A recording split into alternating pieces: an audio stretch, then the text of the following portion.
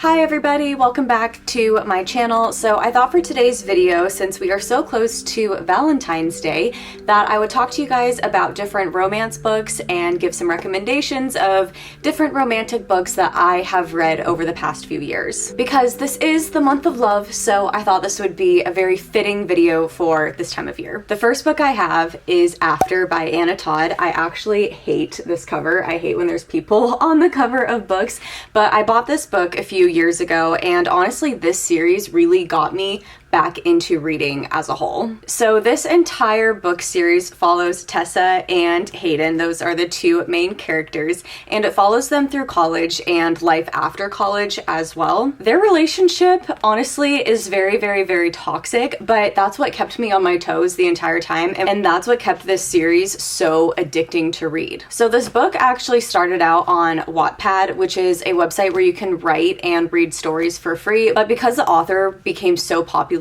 on Wattpad for this book, I think she was approached by a few different publishers, and eventually it became an actual published book. And now this series has also been turned into movies, which you can watch on Netflix. They are extremely cheesy, but really fun nonetheless. I've talked about these books last year on my channel, the Dreamland Billionaire series, and this is book one called The Fine Print by Lauren Asher. And this book has very whimsical fairy tale-like settings. It's set in a theme park, which is called Dreamland, which is basically Disney World. In this series, there are three brothers, and their grandfather has passed away. They're all billionaires, but in order to get their inheritance, they each have to complete different tasks that are on their grandfather's will. So each book follows a different brother while he is trying to complete his tasks so he can earn his inheritance, and then also there is a love story for each brother in each book. These books were just really fun to read, so if you're looking for a fluffy romance that also has good substance and good character development to it, then this series will be great for you. Next up we have Does It Hurt by H.D. Carlton. Now this is a dark romance, so there are definitely some darker themes to it, so definitely check the trigger warnings before you read this book, but I personally really enjoyed this one. So this book follows Sawyer, who is an identity thief, and you find out in the book why she is on the run and why she is constantly stealing other people's identities. And then it also follows Enzo, who is a marine biologist who studies sharks. And long story short, Sawyer and Enzo end up on this island. They are abandoned. It is just the two of them, but they find this lighthouse, and so they go to the lighthouse to seek shelter, and there's this old, really creepy man that is living there, and you can tell pretty early on that he is trying to trap them there. So now Sawyer and Enzo, who at the time really don't like each other, have to work together in order to get out of this situation and get back to land, like get away from this creepy old man and his lighthouse on this abandoned island. But there is a love story here. I thought the writing was beautiful, and I also loved the ocean scenery because I just love the ocean. The next cute little romance we have is Love on the Brain by Ali Hazelwood. Now all of Ali Hazelwood's books are just so sweet and so fun to read, and they focus on women in STEM, which I just think is really cool to have that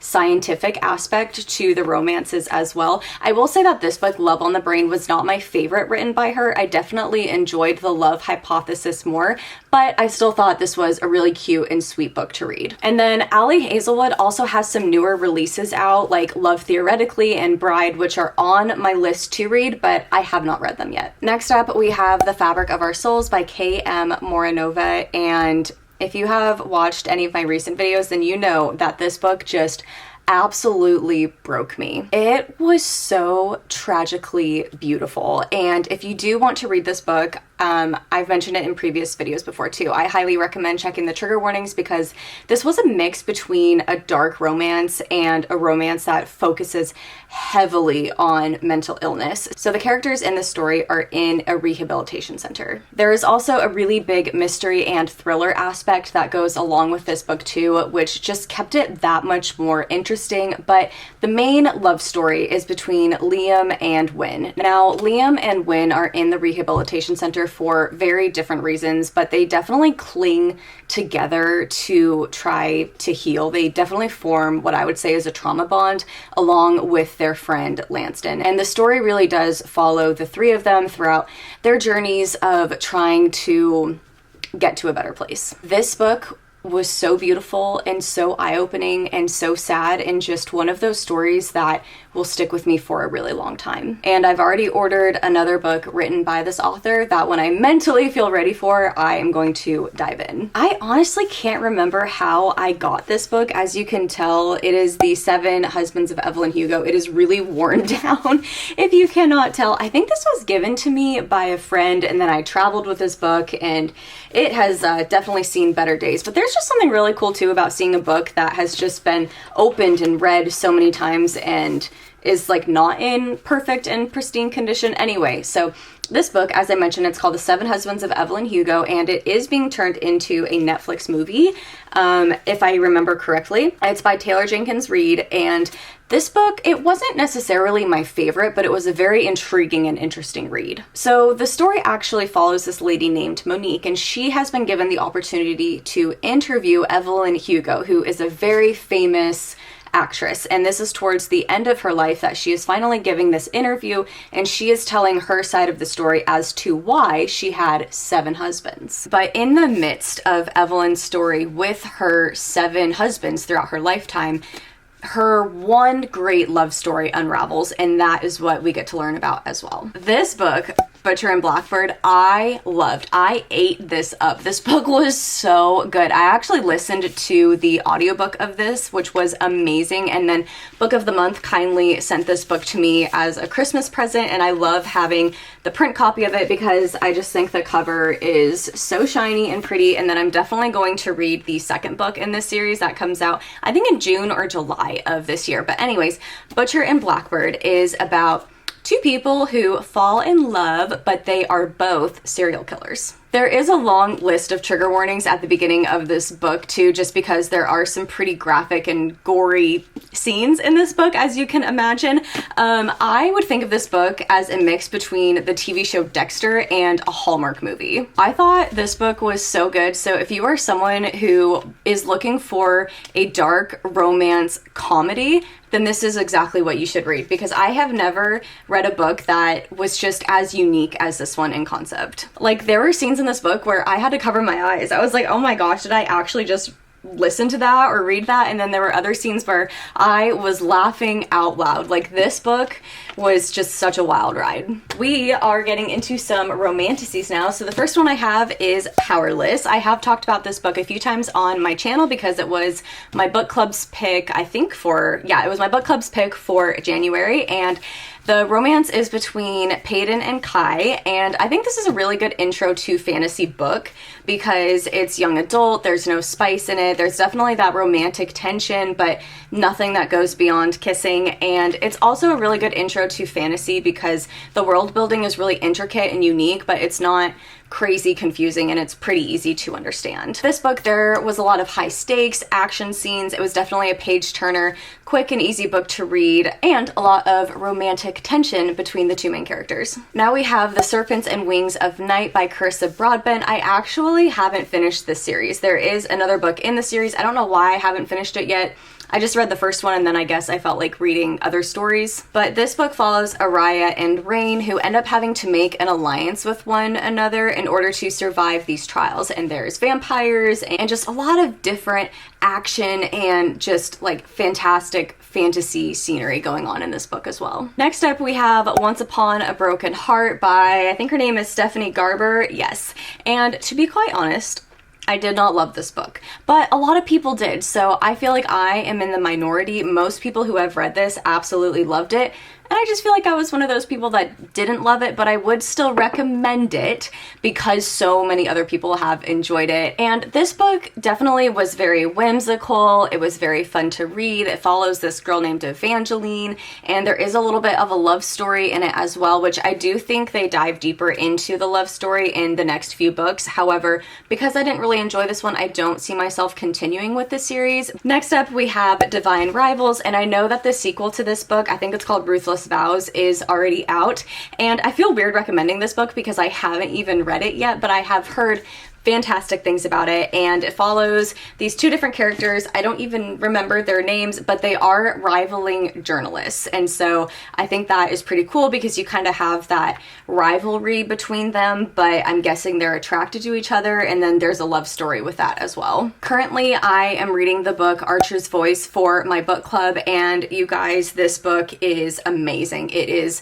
so good. It's sweet, it's emotional, the writing is beautiful, and it's written by Mia Sheridan, who also wrote this book, Kyland. This is another romance book, and I gave this book 5 stars last year when I read it. It is just a work of art. This book is so beautiful, so thought-provoking, so eye-opening, and just wow. Like, I still think about this book from time to time. Of course, I have to recommend one of my absolute favorite books, which is Fourth Wing, and although romance does not take the forefront of this book, it is mostly fantasy, there is still romance in this book and the next one that I absolutely loved. I also just cannot do a romance video without recommending probably my favorite romantasy series of all time, which is A Court of Thorns and Roses. Now, the first one, there is romance, but I will say as the series goes on, there is more and more romance, but if you're looking for just a beautifully written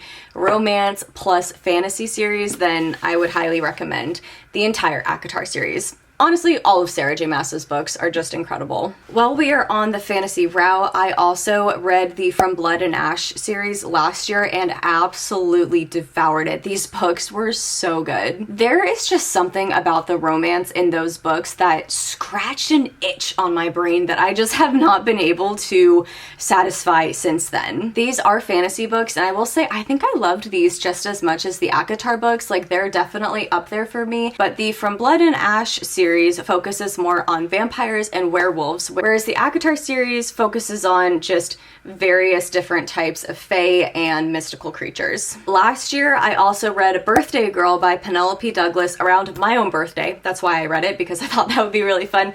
And I devoured this book too. It follows Jordan and Pike, and it is a slow burn age gap love story romance book. I just thought it was really fun, very well written, and just a very different type of read for me. I have a few more that I want to talk to you guys about. The first is the Confidence of Wildflowers trilogy. Oh my gosh, these books were incredible. They really pulled at my heartstrings. They made me cry, they made me frustrated, they made me happy, they made me see life from a pretty different perspective. Yeah, just give them a try. They're really good. The relationship is also age gap focused, but there is just so much more that goes on throughout that entire series. All right, you guys, so those are pretty much most of the romance books that I have read over the last few years. If you have any of your favorite romance books, please put them in the comment section below. I would love to hear about them. If you have read any of these books, let me know what you thought about them as well. Thank you so much for clicking on today's video and for watching my content. It truly does mean the world to me. I